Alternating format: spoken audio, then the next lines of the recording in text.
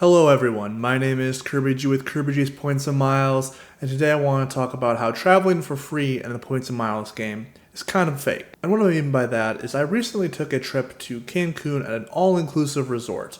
I used my Delta Sky Miles to book my flight, and I used my Hyatt points to book the hotel. So if my flight and my hotel are both free, doesn't that mean I traveled for free? Absolutely not. While I did save a lot of money using those two techniques, I still had money come out of my bank account at the end of the trip, and today I want to talk a little bit about why, even though the points and miles can save you a ton of money, travel is truly never free. And do not let anyone in the points and miles community ever say that you are traveling for free when you're using your points and miles. Sometimes that word gets thrown around in this community in a way that isn't necessarily harmful, but they're kind of oversimplifying things. Because sometimes it's easier to just say free instead of heavily discounted, but still a great deal. Free is just much easier to say. But before I get into this little presentation, I just want to take a moment here to thank everyone for all of the awesome success this channel has had. I'm almost at 250 subscribers already. So if you are enjoying this video and you've enjoyed some of my content, take a moment to slap the like button and also subscribe. I'd love to hit 500 subscribers by the end of the year. It's a very lofty goal, but I know we can reach it. So let's get into the presentation. So I just want to explain a little bit about what I mean by saying travel is never truly free. The number one thing is that there will always be expenses that are unaccounted for. Something will always come up. You need to buy a new pair of shoes. Oh, you got spilled on your dress shirt. Gotta buy one real quick. Gotta buy some food here because we're not going to eat for a couple hours and I don't feel like waiting, etc., etc., etc. There's always something that'll come up that'll make you spend an extra penny you weren't planning on. Also, most of the time, unless you're an all-inclusive, and even if you're an all-inclusive hotel, food still costs money sometimes. So regardless of how many flights and hotels you can get for free, even after all the credits, you're probably spending some money on food. And if you're traveling, you're also probably spending more money going out to eat than you would at home. So those food costs can quickly pile up, especially in a family. Also, as I said, my flight was free, but I still had to pay taxes and fees on that. You can't use your points on most airlines. I know on Aeroplan, I think you can pay some extra points at 1 cent per point to cover some of the taxes and fees, but at least on most American airlines, you're not going to be paying for those taxes and fees with points. That'll still come out of your bank account. And also something that I'm not going to touch on this video, maybe a future discussion, is that even the cost to acquire points is there. You still have to spend money to get those points. You've been working on a sign-up bonus. I'm currently working on my City American Airlines card to spend $1,000 in 3 months to get 80,000 American miles, but that's still costing me money. I still have to spend $1,000. While I do consider that spend my natural spend, so I may as well get extra miles for it, there's still a cost there. So what I want to do is just go over every aspect of my trip and see where I actually spend money that has to come out of my bank account. So what was my flight? So I decided to redeem 81,100 Delta Sky miles to fly from John Wayne Airport in Southern California to Salt Lake City to Atlanta to Cancun. Now, you'll look at that itinerary and go, what the absolute hell, Kirby? Why did you do that? Why didn't you just fly from LAX to Cancun directly? Now, I do want to say there is a method to my madness. While it would have been cheaper, both points and taxes-wise, to fly directly from LAX to Cancun, there is the issue of me actually getting it to Los Angeles. Now, I don't want to dox myself, but I do just live a little northeast of Irvine, kind of in that area of Orange County. Getting it to LAX directly after work would have been quite difficult, and maybe I could have flown out the next day, but I'm not going to go too deep into the weeds. Now, I did a ton of math and spent many hours trying to figure out what the best way for me to get to Cancun is. I had a friend joining me on this trip, and he was driving down to Atlanta from where he currently lives and was flying directly to Cancun from Atlanta. So ideally, I wanted to be on the same flight as him, or at least get to Cancun at the same time as him. So while LAX was a good option for a direct flight, unfortunately, the cost of me not only parking my car, getting to LAX, that time aspect, was just not going to work out. Any savings I could have made on getting a cheaper flight were quickly offset by the parking costs at LAX as well as the time for me to actually get there. I wanted to make sure I was using the lowest amount of vacation days possible, and so LAX just wasn't really a good option for me. Now, I originally booked a flight from John Wayne to Atlanta to Cancun that would get me to the resort probably around 11:30 p.m., which isn't ideal when that is one of my 4 nights basically wasted, in my opinion. So in order to get on the same flight as my friend to Cancun, which got us there around, I'd say around 2:30, 3 p.m., I decided to take a flight to Salt Lake City the night before. Now, I flew out on a Wednesday night, red-eyed, to Salt Lake City to Atlanta, got to Atlanta at around 5:20 in the morning, and then had a flight around 12:30 to Cancun. Now, that sounds kind of crazy, and it is a little crazy, but I wasn't doing anything that Wednesday night, so may as well add a couple hundred extra miles to my million-miler status with Delta. I think I'm around 65,000 miles lifetime thrown, so I'm working my way to 1,000,000 miles with Delta, and it actually saved me about 5,000 sky miles. Something I want to point out is that every single leg of this trip on the way to Cancun was in Comfort Plus, and the 2 flights home were main cabin, so that is what that price was.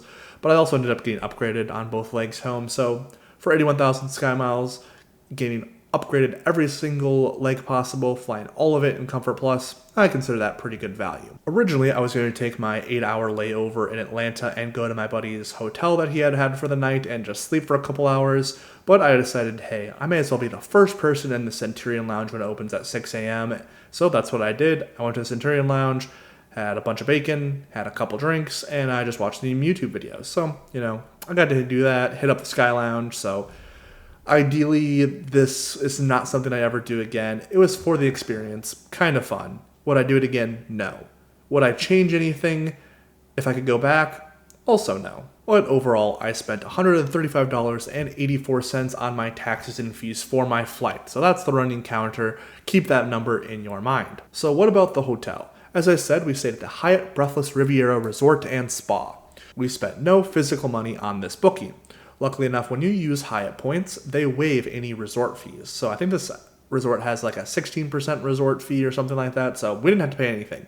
There are options for you to spend money on higher levels of liquor, the spa. There's a hibachi thing that you could do for $100 for 2 people. We said none of that. We're going to spend the least amount of money possible on this trip. So overall, we had 4 nights at this resort. It totally cost 100,000 Hyatt points, so about 25,000 points a night. Some nights were like 21,000, another one was 27,000, but again, averages out to 25,000 points.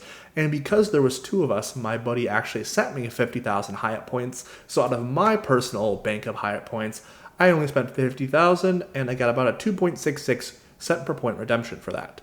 Now, for Hyatt points, you can get much higher value, but with all-inclusives, I've noticed that you're kind of really only getting 1.5.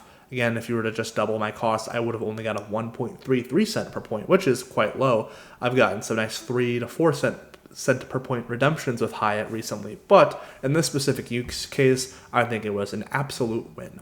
Sometimes you don't really want to take into account cent per point. You really want to take into account, I got 50,000 points. I spent 4 nights at a nice all-inclusive resort.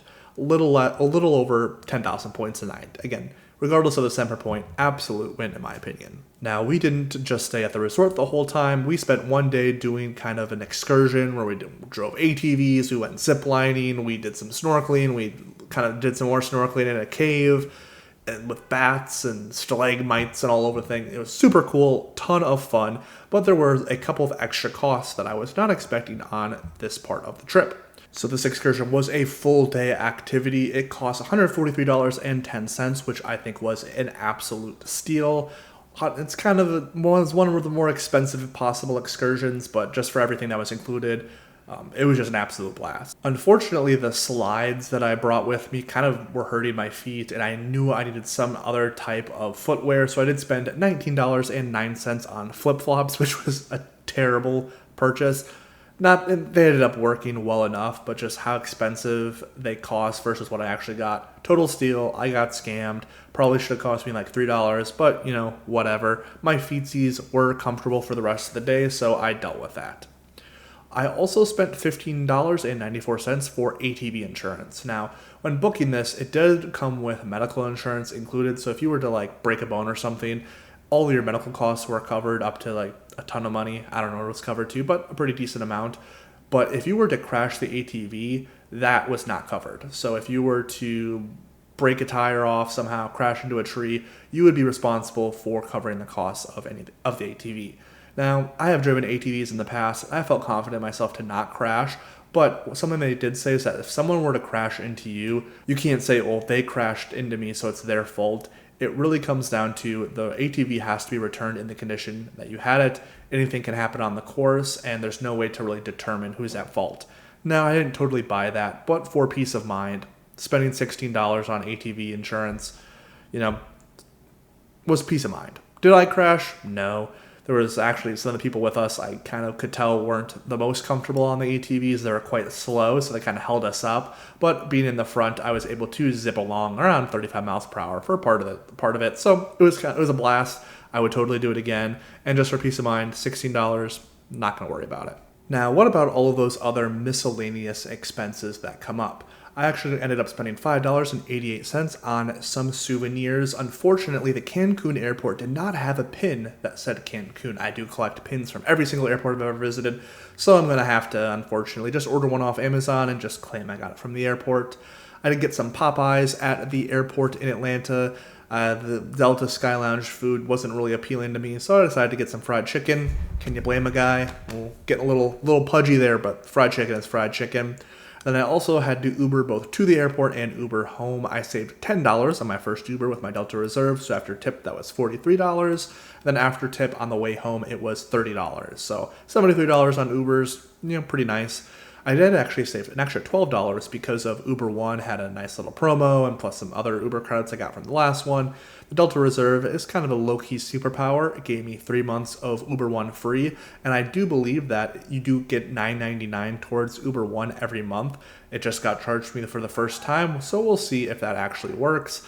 It's kind of a low-key credit that I just kind of randomly added. It hasn't been talked about too much, but we'll see if it does credit me that $9.99 back. And if it does, just another awesome reason to get the Delta Reserve. And when it comes to tips, the person who drove us around on the excursion and kind of led us around the snorkeling and the zip lining, we did give him a nice cold hard $20 bill. And then my friend covered the tips for the private shuttle we had, which cost $68, so $34 out of my pocket personally. So after all of those expenses, how much did I spend going to Cancun for 4 nights? Drumroll please. $461.18. Now this is absolutely everything I spent in Cancun between flight taxes, excursions, hotels, random souvenirs, extra food. Every dollar that came out of my bank account from this trip ended up being $461.18. That's a little bit of a lie. Some of those transactions are still pending, haven't paid off the credit card in full yet, which you should always do. But for this case, $461.18 is what cost me to go to Cancun for 4 nights, and I think that's pretty worth it. So what do all these numbers mean? Well, I'll use points exactly how you're supposed to. Nothing is free in the credit card game. Traveling costs money, and you need to take that into account when you are budgeting for these trips. On this trip alone, I saved thousands of dollars, probably $2,500 if I had to do just some napkin math real quick. But would I have spent that money to go on the trip if I didn't have points? Maybe, probably not. So how much money did I actually save? Who cares? I don't. I just know that I spent about a little over $460. I had a great time. A little over $100 a day on a vacation, and total cost is an absolute win. The point of this video is not to brag about how much money I saved and how awesome my vacation was and how much better it was than yours, which it probably was because I had a blast. The point of this video is to kind of go over that regardless of all of the tricks and tips that us credit card YouTubers can teach you, there are always hidden costs when it comes to traveling. And just because you got your hotel free and you even used points to cover your taxes and fees on your business class flight and you are all ready to go, you're still going to spend some money and you still got to keep that into account. Now, I knew this trip wasn't going to cost me a ton, so I didn't, strictly budget myself, but I know there are people in certain situations where you're using points and miles to maybe take your only big vacation of the year, and you still got to budget that tightly. You still need to take those extra things into account. How much money can I spend on food per day? How much money am I spending on souvenirs? How much money am I going to spend on things like tips? There was something that I kind of knew going into it, but I didn't properly plan for, is that a lot of times people will tip your all-inclusive waiters $1 here and there. Even though everything's included, it's still something nice to do, and if I ever do an all-inclusive again, I'll make sure I have some ones next time so I can properly give some tips. Just want to spend some time here to kind of preface that just because we're traveling for free, it's not really free. So if you like this video and you like what I'm doing on my channel, I just want to thank you for making it to the end of the video. Like I said at the beginning, feel free to like, comment, subscribe. 500 subscribers by the end of the year is a lofty goal, but I've seen a lot of love recently, so just want to thank you all again. Would love to start making some members-only videos and start doing memberships if I were to reach that 500 subscriber goal. Have a lot of awesome things planned for the channel, and I hope you'll join me along for the ride. And most importantly, have a great rest of your day.